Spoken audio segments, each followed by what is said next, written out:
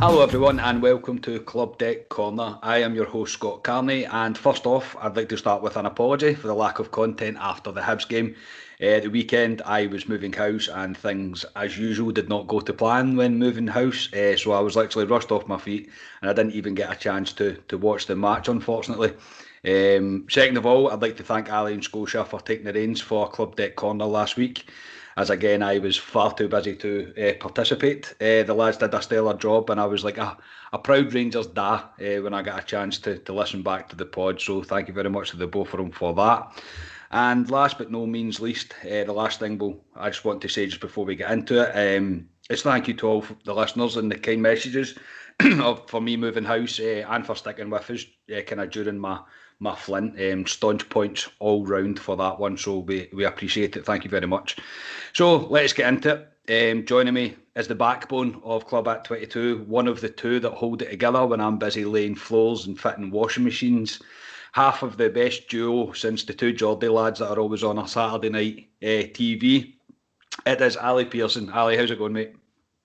Not bad, not bad. It's weird having you back, to be honest, because it was me and Scotia did it last time, so I thought we did all right, to be fair, me and Scotia. Scotia's shat himself and he's not doing this one today, but I know he's busy with work apparently, so we'll let him off for that one. But no, I'm looking forward to get into it. Obviously, we've not done one since the previous one because obviously you've been moving house and stuff. So yeah, that's you and settled in your house now. So ready to get amongst it now.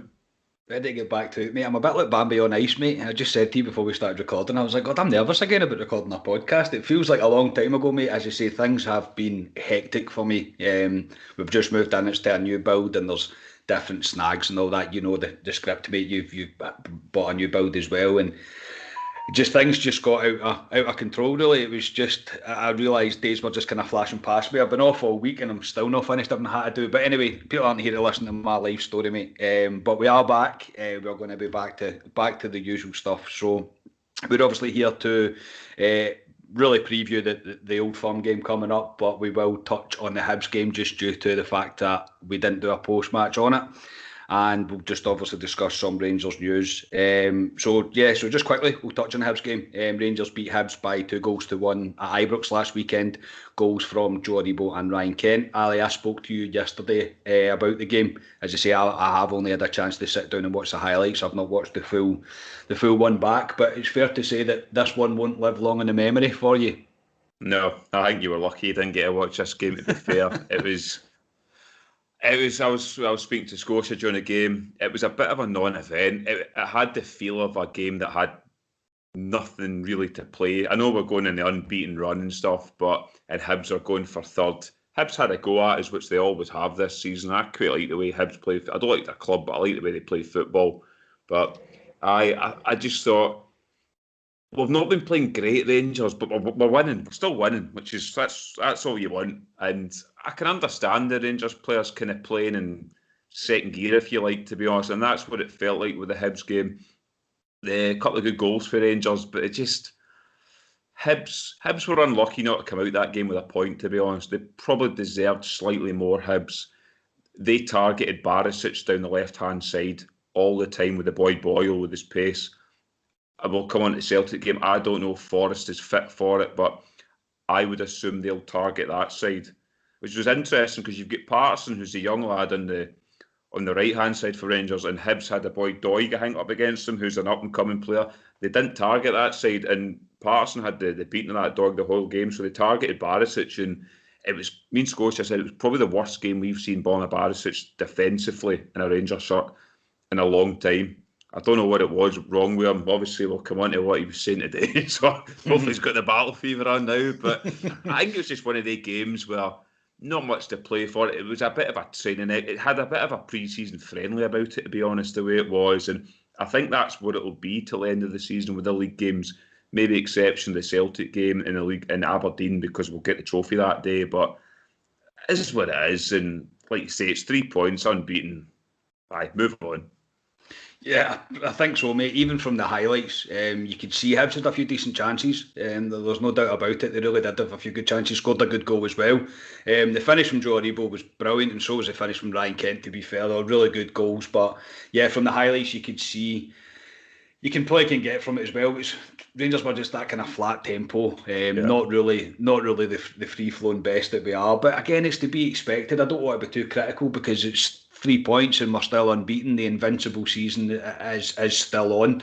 Not that I particularly care too much about it, to be honest. If we get beat, we get beat. As we discussed yesterday, mate, if we were going to lose one Old Firm, it would be the League one. We obviously have to win on Sunday. I couldn't care less about the invincible thing. They can cling on to that if they want. That makes no difference to me. But again, you're right. With the only 2 big games left are in the league are the Old Firm and the Aberdeen match. The rest of them they don't really matter.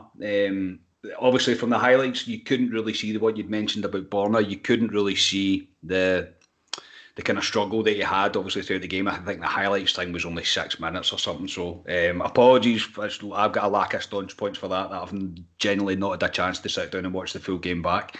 But I think you've just got to put it down to the fact that we've won the league in fucking March, mate. Do you know what I mean? And it's like, you can't be too harsh. It's only natural for them to kind of turn off a wee bit. And we just need to hope that the lack of intensity and tempo in the game is out their system for Sunday, really. That's the only thing you can really hope for. Yeah, I would say on it as well, Hibs is probably the perfect game to play before an Old Firm because they're going to have a go at us. Celtic played Livingston, who, I mean, I've not watched the highlights. They won 6-0. I can imagine Livingston came and pretty much sat in, and although they won 6-0, they may be confident. Celtic, I'd rather we had the way we went, to be honest, if you know what I mean, playing against a Hibs team that was actually up against us playing. So I think it'll be good for Rangers going into the Old Firm, because if we'd played somebody like, I don't know, somebody like a Hamilton that would just sit back and we could just run over the top of them, Rangers could go into the Old Firm thinking, oh Christ, we're just going to cakewalk this. But I think it'll give Rangers a slight kick up the arse, and the way Hibs played, I think will benefit Rangers going into the game on Sunday. I would agree with you, mate. I would. I think the 6-0 thing, Celtic being Livingston 6-0, doesn't intimidate me. Doesn't make me think like, oh, Celtic are back and however they want to be. And I really couldn't care less about it. Livingston are struggling just now. They've went through quite a bad patch after their good patch, and they are struggling with form. And he's trying to tinker with things, Martindale, a wee bit. So again, though, I mean, I've not watched that game. I've not watched the Rangers game, so I've certainly not watched the Celtic game. But if they want to have more confidence, then all the better, mate, for us to cut them down to size. That's what I say anyway. It'll be even sweeter. But anyway, we'll leave that there. Just before we obviously get to the preview of the Old Firm, we'll discuss some Rangers news. First of all, if you've not seen the Every Saturday We Follow video that Rangers released officially, go and watch it on YouTube on the official Rangers channel. It is absolutely superb, Ali. Yeah, obviously all the my Jers, we all got an email about it to go and look at it first. I know somebody did say it was on YouTube actually before, even if you clicked the link. I don't know if that was true or not, but I clicked the link anyway when I seen it in my email, watched it.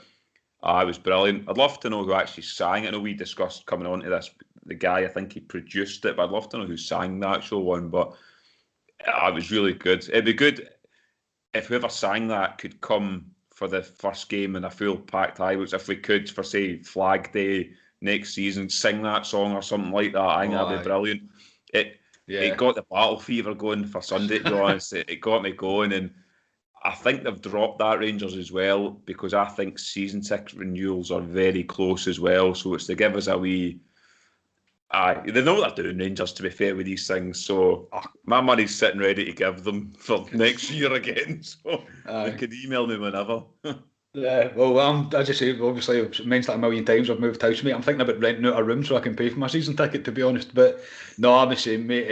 It was great to watch. Battle Fever kicked well and truly in. I don't know how many times I've watched it. I think I watched it last night before I went to my bed as well. And it's brilliant. And it's fair play to the social media side of Rangers just now. They're on top form. They really are doing brilliant. It's good to see. And it engages with so many people. But I'm not sure who sang the song. I'm really not sure. I know you did mention Twin Atlantic. I'm not sure if it is or not.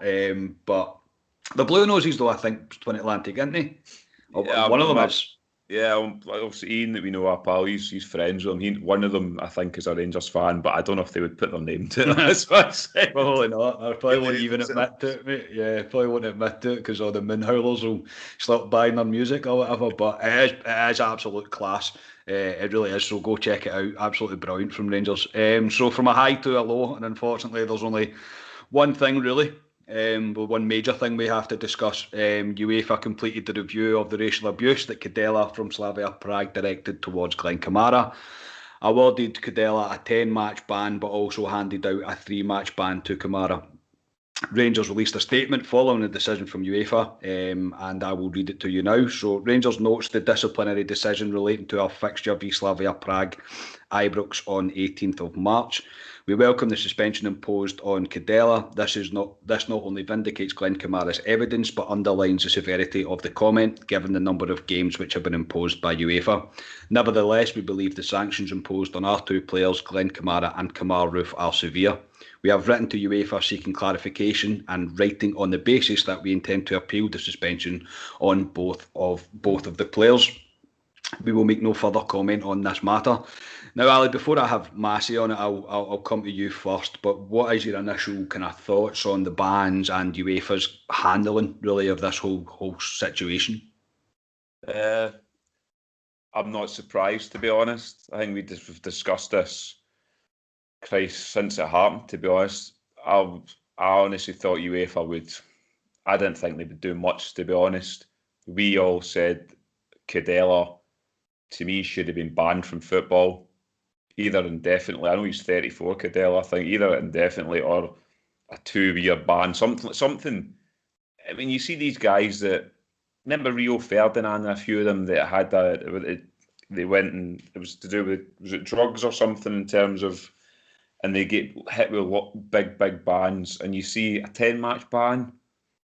And the thing about it is, he's going to miss his league games, and he'll be back next season, this guy. So he's not really missing much.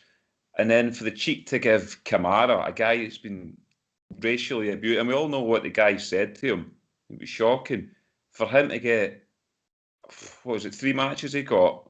And that was them kind of appealing it a wee bit as well, because I initially got more for sticking up for himself and, well, apparently assaulting him, which I don't know how they can give a ban on that when there's no evidence for that. It's weird, but yeah, and it's not going to do anything for it now. I mean, they can do the going down on the knee and everything. I know we've seen it all, and they're all standing now, and it's just nothing's happening. And a 10-match ban isn't going to. Somebody else will do it again. And I don't know why you want to do it. Beyond me, why you want to do it. And yeah, I'm not shocked. And you see the reaction from not just Rangers, but other football clubs around the world, especially the United Kingdom, and a lot of high-profile people coming out. I've seen Gary Lineker the other day. I mean, they've all come out saying, "Why is Glen Kamara why has he been punished? For what? For being a black player, or for what? Why has he been punished?" And it's such a nice guy, Glen Kamara. I mean, we've said what Glen Kamara is like as a guy. He's just a nice guy, Glen Kamara. He's just wants to play football, and he's been punished, and he's going to miss the qualifiers for Champions League. We'll come on to probably Kemar Roofe as well, who's going to miss that too for 4-game ban. I just think it's shocking, but it doesn't surprise me, which is shocking in its own. Yeah, you're 100% right, mate. Quickly on the Kemar Roofe one. Now, I understand why he's been banned. I think 4 games is a bit harsh. I'm not going to, and I'm not saying what he done was right or anything, but there is no way he meant to melt that guy in the face with his foot. There's no way he meant it. Okay, he should have led with his head. He endangered an opponent, but there's no way that's a 4-match ban. In my opinion, anyway, I feel like it's just one of them things that UEFA have decided to do. So on to the kind of the most important one, Kamara. 10 matches isn't enough. It's not going to deter anything. It's not going to fix anything. It doesn't make the stand that deserved to get made. The point that UEFA should have been making on this. They've found him guilty, right? So in my opinion, he's found guilty. He is a racist. He gave racial abuse towards Glen Kamara. that's a lifetime ban. If you want to actually make a stand, if you want to actually do anything at all that's actually going to try and eradicate this from the game, it's going to be hard enough to do it in the world, but UEFA have the control to be able to do something that affects football directly. And they bottled it, in my opinion, and they've just gave 10-match ban as the kind of minimum that they could give. I think the guy's age, Cadella's age, is irrelevant. I think obviously he's not going to be able to play in the Euros now, but there is no way that 10 matches is enough. It's an absolute joke. It's a farce, and I'm not surprised. I'm probably surprised more at how they've gave the 10 games. I presumed it would be 3 or 4 or whatever, and they would have just kind of brushed it under the carpet because you can't directly see what he said from any camera angle or anything. So I thought it would be more brushed under the carpet. So 10 matches is more than I thought, but it's not enough. And I think UEFA, the perfect example of what UEFA are all about. It's not about racism, and it's all about money. Is it Kieran Trippier, when he went to Spain, he let loose that he was moving to Spain, and he got 12 games for that because it affected betting markets. 12 games for that. And this guy, for racially abusing Glen Kamara, gets 10 matches. It's symbolic, it's embarrassing. They're now going to hope it's going to go away, and it won't go away because they've made the rod for their own back by now banning Glen Kamara for 3 matches, which is probably the most surprising of it all, because we've said it before on previous pods, mate. I've never been racially abused. You've never been racially abused. I've been sectarianly abused fucking I don't know how many times in my life, but it's water off a duck's back to me. But racial abuse it's so wrong on so many levels. And for things that Glen Kamara's been through his life, the kind of struggle that he's had with this, how visibly upset he was on the night of the Slavia Prague game, Gerrard giving him the hug and stuff, trying to kind of reassure him, and then to ban him for 3 matches for assault. What assault? What assault? At what point did he assault him? The guy's got no mark on him. He's not punched him. He's not even raised his hand, I don't think, Kamara. And if it's going to go down this road of, he waited in the tunnel for him, that's a lot of bollocks. It's just, it's not true. It's nonsense, and it's... you could go on and on and on about it, but I think it's a real shame that UEFA have handled it like this, and it's a real shame that Glen Kamara's been banned. I mean, the poor guy to have to go through something like that, it's really not fair. And I suppose we could do a full pod on it, mate. I think everybody's in agreement that this is wrong, and the high-profile people are coming out and saying that it's wrong. I'll stand by it, mate. Cadella should be banned, and Slavia Prague should be hung out to dry. They didn't even get a fine for this. Yeah. In fact, see on the Kamara Roof 4-match ban, Rangers got a €9,000 fine for the amount of failing to control their players or something like that, wasn't it? Which I found bizarre. I mean, but UEFA, they just make up as they go along. UEFA, they'd get on with the bloody SFA, to be honest, because they do the same type of things. So yeah. The UEFA are the ones that controls the rules of the rules of the football, mate. They can change the rules anytime they want, and all this, the bollocks that they come out with, it's only within our remit to do X, Y, and Z. I don't care. You create the rules, so you are the ones that can decide what to do. The guy should be banned for life, and the Kamara one just baffling. And I hope Rangers do appeal it, and I hope we get some sort of clarity on what exactly Kamara has been banned for, because if it's for defending himself against racial abuse, which UEFA have now confirmed is true, and he was racist, and he is a racist, and he can stand and point at the respect badge on his shirt as much as he wants. He knows what he is. We all know what he is, and it's not right. It's not correct. It's a shame, as I say, it really is, and I could go on and on and on about it, but I was really saddened to see the way it's kind of been handled. But yeah, we'll see what comes from it. I think Rangers will fight it and will battle it. But the fact that, as you just mentioned, the £9,000 fine for Rangers not controlling their players, Slavia Prague should be banned for creating false statements and for creating propaganda around something that's a serious issue. they're a shambolic team. Congratulations to Arsenal for absolutely handing it to them, and as well the way the Lacazette, especially the way he handled himself, it was tremendous to see, and it's good that we're going to stand up to this kind of racial stuff. It's not right, and it's not welcome in football. Never mind, not welcome in the world, and never mind in football. It's pathetic. But anything more to say about that, mate? Before I move on. No, well, again, just basically what you were saying there about Arsenal. I didn't expect Arsenal to win 4-0 last night. I think I said with Scotia in a previous pod, you don't know what Arsenal's going to turn up every week. They could hump a team or they could get beat off someday, so you don't know. But they were on their A game last night, Arsenal, and well played Arsenal to go out there and win 4-0. I don't think Slavia Prague's been beaten at home this season. I think they're the first team to do it.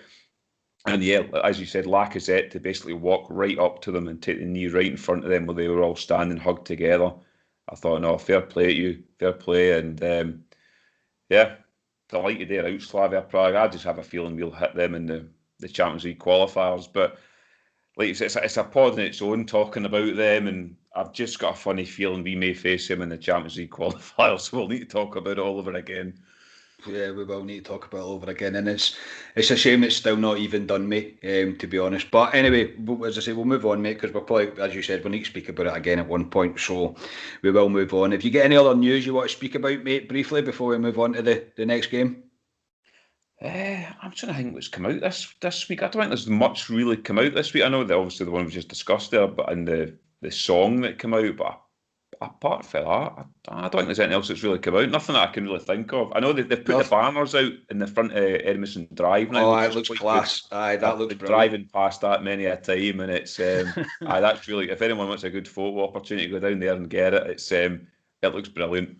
It does look brilliant. I've seen the pictures online of that as well, mate. It looks really, really good, and it's about time we do stuff like that, mate. I mean, look what the other side of the city do, man. They put it absolutely everywhere that they can, and with the Castell billboards and stuff like that as well that's been kicking about. It's been brilliant to see. It really has been brilliant to see Rangers really up in their game. But yeah, as I say, I'm behind on all my podcasts, mate, that I listen to. It's just been a hectic week, so that's why I asked that in case I'd missed something important. But anyway, we will move on to the next game now. Rangers take on Celtic at Ibrox in the fourth round of the Scottish Cup at the rearranged time of 3 p.m. on Sunday the 18th of April, and it's on Premier Sports. The tie's obviously been moved to the Sunday due to the funeral of the Duke of Edinburgh, Prince Philip, and that is taking place on Saturday at 3 p.m. So before we get to the preview, it was press conference day today. It was Steven Gerrard and Borna Barisic that attended. So Ali, do you want to take us through what the gaffer said? Yeah, it was quite a long. Well, saying that it's the Celtic one, so there is usually a long press conference. I remember the previous Celtic game we discussed the press conference for the Old Firm. I think it was 5 minutes or something, but that was mainly really because of the Cadella thing. Yeah. So yeah, no, this was a long one. Straight away they went in and asked them about Celtic's comments. John, the bravest man in the world, Kennedy, what he was talking about in terms of Celtic are apparently the best team in Scotland. Basically, he's too wise, Gerrard, to jump and talk with this. I know we'll come on to Big Borna, but he basically said everyone's basically entitled to their opinion, but he only focuses on Rangers. He doesn't focus on outside noise. He did say a couple of things which I quite like with Gerrard. He says things that is a wee dig, but without really going into them. He did say, well, we've got the 15th of May coming up, we've got the title to lift, and we're 20 points clear, so we'll just look after ourselves, basically. I like him. You're like, yes! You feel like Stevie boys, bro. And then he was asked about Morelos as well, which he always is in Old Firms, about, well, the goal he scored against the Old Firm, like, get him going for Sunday, and he says, yeah, the goal was obviously big for him in terms of he's never scored against them, and this it's been hanging over him for a while, and he's got the bit between his teeth, and he's ready to go as well. So he says if he's selected, he did say, which we all know he will be selected. So. and he was on obviously this game because it's a cup game. He says it's difficult to judge how the game will go because it is a cup game. It's a one-off game. Anything can happen in a cup. You never know what will happen. But he says we need to be aggressive and play at a high tempo. If we play that, now I don't know how many times we've said it in these podcasts, if Rangers play at a high tempo, most teams can't live with us. If we drop that tempo, we could get ourselves in bother. And it's happened a few games recently where the tempo has been low. So if we raise the tempo, like Gerard says, we should be fine. On Tav, he did say he was back to full contact training with the first team today, which was good news. They've got another training session tomorrow, which he'll be involved with. So he says if he comes all through that, they'll make a judgment call tomorrow. But he did say he'll probably be involved. I don't think he'll come into teams. I don't think he'll start. I think he'll be on the bench, which would give everyone a boost just for him to be there, sitting there. Doesn't have to come on, but to be there. And then he come on to Ryan Jack, who I don't know how many times we've mentioned Ryan Jack in the last couple of months. We had the fear we had is came true. He's going to be out for the rest of the season, which is really unfortunate for him, and he's going to miss the Euros as well. I mean, I know me and you, in terms of the national team, doesn't get us going at all. We don't get a buzz. We know Scotia, he gets a big buzz in Scotland, and it's disappointing for Ryan Jack to represent Rangers, to play with his national team in a major tournament. He just got himself into that Scotland team as well, and it's disappointing. It's disappointing. I know they're all shouting on Twitter today about Davy Turnbull, the greatest midfielder in Scotland, apparently. So see if he comes in and plays for Ryan Jack. But it's disappointing with Ryan Jack. They did say they'd found the root cause of the problem, and he should be back for pre-season, which is a positive, he did say. But Ryan Jack, I think Ryan Jack's 29 now. We might have to look for a replacement for Ryan Jack soon, because we can't have him breaking down. So that was disappointing. They were on about previous derbies about him. Obviously, the previous 3 games this season, we've won 2, drawn 1, but he was basically saying it's a cup game, so anything can happen. The previous old firms, as it happens in all old firms, go out the window, as they say. On Glen Kamara as well, he said he's got all the support for Rangers. He's a strong player, strong person, Kamara. He's professional. All he wants to do, Kamara, is play football. That's all he wants from now on. He doesn't want to continue to talk about this, and it's unfortunate he has to talk about it and say these things, but he wants to focus on football. And finally, he was asked about Arsenal last night. He said he loved the way Arsenal went about it. He loved the before, during the game and after, and he was proud to watch Arsenal last night. So, yeah, no, he was delighted. They asked a few other things, but it was quite a long press conference, 11, 12 minutes, so I'd urge people to go and listen to it. But, yeah, that was the main points that came out of it. So, yeah, I don't know if you've obviously seen the press conference, what you took out of what Gerard was saying. Yeah, I do love his wee digs, mate. These wee professional digs that he does. It's tremendous the way he handles the press and the way that he gets his point across. And he'll be lifting a historic 55th title and stuff like that. You're like, he knows exactly what he's doing. He's tremendous. I absolutely love him. So it was good to see him having his wee say. And to be honest, mate, comments like that made by this Kennedy, who cares? Do you know what I mean? Like, it doesn't matter. They're trying their hardest to try and save their season, mate. And let them, as far as I'm concerned. I really don't care. Alfredo will play, of course he will. There is no doubt about it. Alfie will be playing. And then on to Ryan Jack. It's such a shame, mate. It really is. And we all knew it was going to come. I think everybody knew that it was happening, especially we was going to see a specialist and stuff, and hopefully they do fix it. I think next season's a massive season for Ryan Jack in terms of his Rangers career, and probably in terms of his footballing career as well. That if they do manage to fix the root cause of the problem, and he goes, well, hopefully the majority of the season without too much injury, then we could be okay. But you're probably right, mate. There's probably going to need to be some sort of contingency plan here for him, which is a real shame. A real shame. I don't hide it. I'm a Ryan Jack fanboy. I absolutely love him, and I feel for him. I really do. He's probably gutted himself, but I'm pretty sure he'll still be there on the 15th of May, mate, to lift that trophy. He's got as much right as pretty much anyone in that team to lift that trophy. So just need to hope he makes a speedy recovery and he is back for the pre-season. And obviously it was good. Gerrard was really good as well with Arsenal. He was pretty much saying get it right up Slavia Prague without saying it, which was really good to see as well. So on to the man of comedy, Mr. Borna Barisic, Charlie. I went to Borna No Surrender Barisic. He had the battle fever right into him, which I loved. he's got that. See, because he's Croatian, he's got that kind of. You could imagine dry. like a James Like Bond film or something. It's like a dry personality, isn't it? It's Yeah, quite dry. Yeah. I wouldn't fuck. I wouldn't fuck about with him, to be honest. But he's he well and truly had the battle fever on. I've got a feeling Gerrard's maybe been noising them up this week, saying that big Diddy John Kennedy across the roads, all saying use a shite basically. And so I'd be saying the same to the team. Look what they're saying about you. They are better than you apparently. Go out and fucking show them. So he was wound up, Barisic, and I like that. I've seen a side to Borna Barisic this year. You would have seen it as well. He's there for the cause. He's there for the fight. You've seen it this time. I remember when he went right up to the corner. It was when fans were in, I think, and he went right up to them and he's like, "Come at me." he's has changed from when he first came in at Rangers.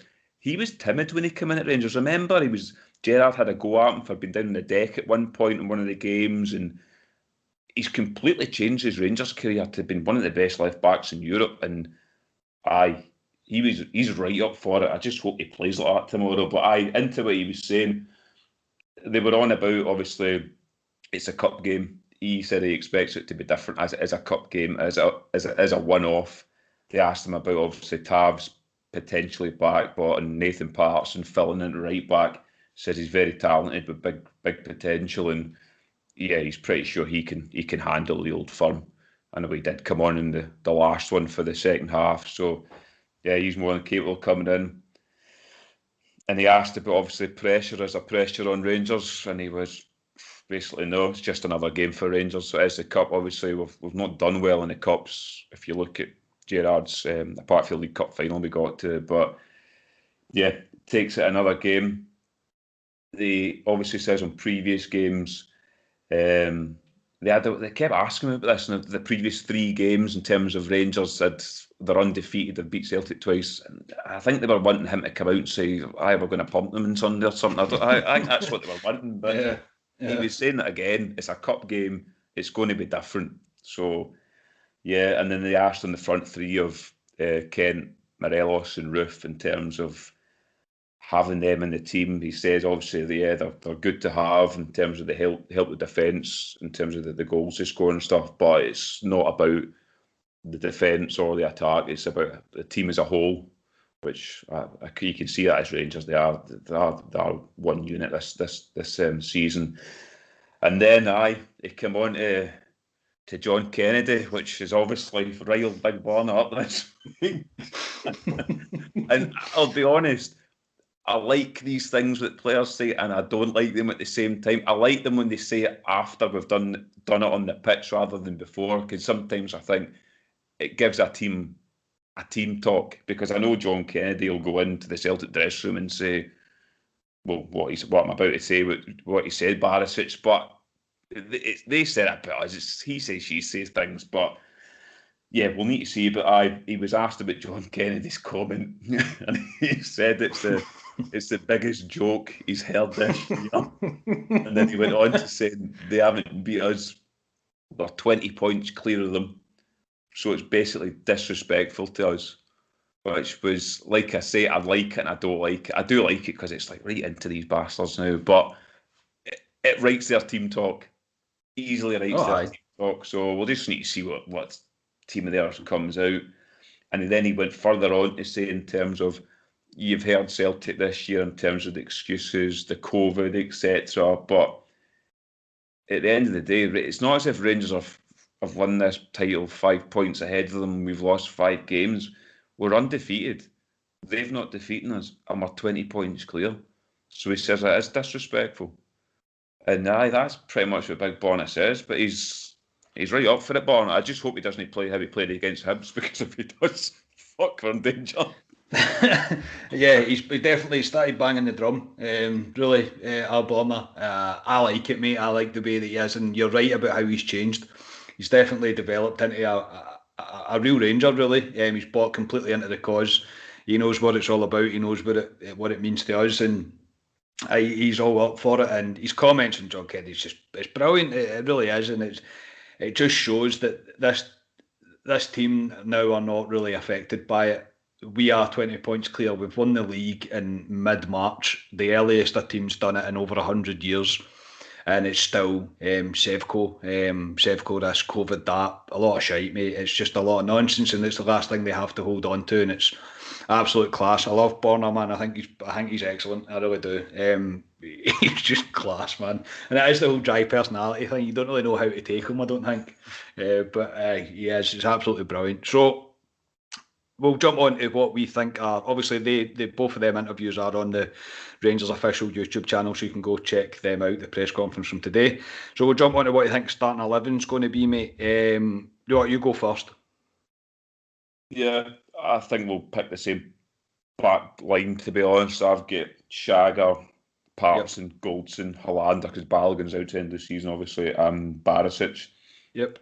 My midfield three, the guy I've put in there, I've possibly given a bit of a hard time in previous pods because I don't think he's been up to the speed of what he was earlier on in the season. But I think we need a guy like this in the Old Firm because he knows that he's been there, done it. He's got a bit of dig about him. So my midfield three, Scott Arfield, I'm bringing him back into the midfield three alongside Davis and Kamara. Joe Aribo for me in the midfield three against Celtic. He frustrates me, Aribo, because he's brilliant. I think he's outstanding. He's just got everything about him. But for some reason in the Old Firms, he's not showed up yet.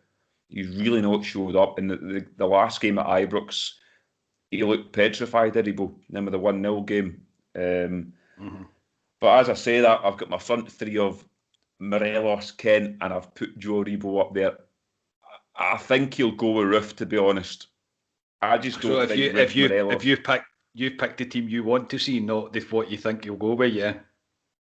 Yeah, Aribo, Morelos, Kent is what I want. I think he'll go with Roof. I don't like Roof, Morelos, Kent. I don't think it works as well, to be honest.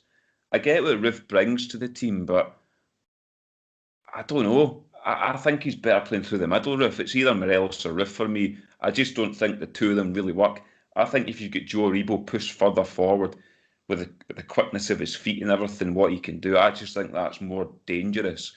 I mean, I would love Scott Wright through there as well, with just complete pace to terrorise them. But yeah, that's my team. But I think he'll pull a rebound and he'll have Roof in there. So yeah, I think I've picked the team that I think he'll go with. The same back five. Davis, Kamara and Aribo in the midfield, and I think Kent, Roof and Morelos is what he will play. The question, you're right about Aribo and Arfield in the midfield. He could play Arfield in the midfield three. If I was to pick a team personally, I would pick Davis, Kamara and Aribo in the midfield, and I would play Kent, Wright and Morelos. I'd love to see them three going at Celtic and just going for it. Do you know what I mean? Absolutely just... Yeah. Really not taking any prisoners and just absolutely going for it. But I think you're right. I think he probably will start with Roof and Morelos and Kent up front. And then obviously just depends how Scott Arfield is and Aribo is for the other one, I would imagine. And I don't think, even if Tav gets through today and tomorrow, I don't think he starts. You never know, he might. Do you know what I mean? If Tav's feeling up for it, he's feeling good, but I don't see them taking any massive risks with him. He's such an important player to us, so I don't see any risk being took on that one. So wait and see. So your score prediction, you go first because mine's is ridiculous. Is it? Aye. I mean, I talked to you yesterday about this game, and I know you hate when I say I go a lot about laws of averages and stats and stuff, and I just think they're due to beat us sometime. And the previous two games, Celtic's probably played as good as he can the previous two games, and they've got nothing from the games, which is a right big positive. And we've really not played to our potential. If Celtic play the way they've played the previous two games, and we play the way we've played the previous two games, there's a potential they could beat us, to be honest, because they are due. But if we play how we can play, we'll 100% beat them. And that's what I'm going on. I'm going on a Rangers team that's going to lay it all out in the park tomorrow, because it's a cup final tomorrow for me, then Sunday, sorry. And I think this Rangers team, I could just tell with Gerrard, he'll have them wound up. This is a one hit, go and fucking put the sword into them. And that's the Rangers team I think will show up, and I hope show up And based on that, my score prediction is 3-1 Rangers, Morelos to get a double. It's not far off mine, to be honest, mate. I'm going along with you, mate, that I think the Rangers are going to be up for it. We have the chance to end their season completely on Sunday, and really kind of paves the way for us. Not that I'm saying taking anything for granted, but it really paves a great chance for us to get to the final and win the cup. So I think Rangers will be up for it. I'm going to go for 3-0, and I'm going for an Alfredo hat-trick. Oh God, don't! Because that would be absolutely tremendous. That would really put the cherry on the top of the cake for this season. There's absolutely no doubt about it. But it's time to put.